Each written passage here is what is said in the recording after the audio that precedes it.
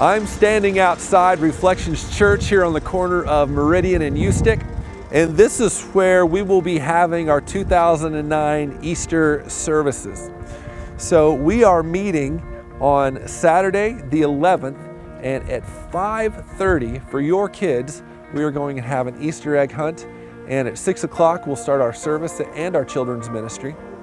And then as soon as service is over, usually right at 7, we'll have cookies and coffee and an opportunity for you to hopefully meet some new friends. When I was in college, I worked at a sports camp, and one of the things we did at the camp was we would take all our teenagers spelunking. You walk down about 4 or 5 natural stone steps, and the first room you walk in is called the cathedral room. Now they called it that because it was an enormous natural room. The ceiling had to be 60 feet in the air, I would say.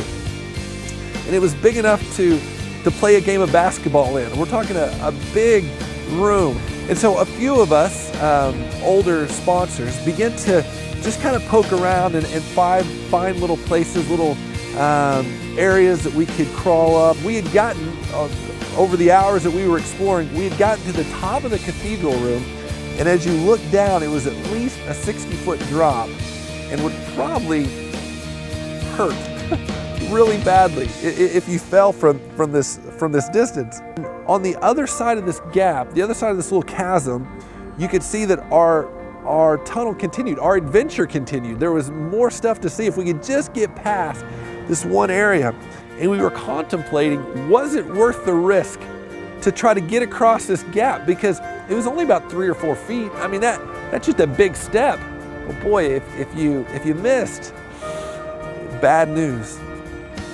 Well, for our Easter service on that Saturday night, on the 11th, we're going to be talking about bridging the gap. But instead of talking about a natural gap in a cave, we're going to be talking about the spiritual gap, and how on one side we all start with this junk in our lives, whether it's sins or addictions or things that we so badly want to get out of our lives, but we're stuck. And we see the other side. We see where the adventure continues. We see where we want to go, but how do you get there? How do you get to that other side of the chasm? And so we're calling our service The Bridge.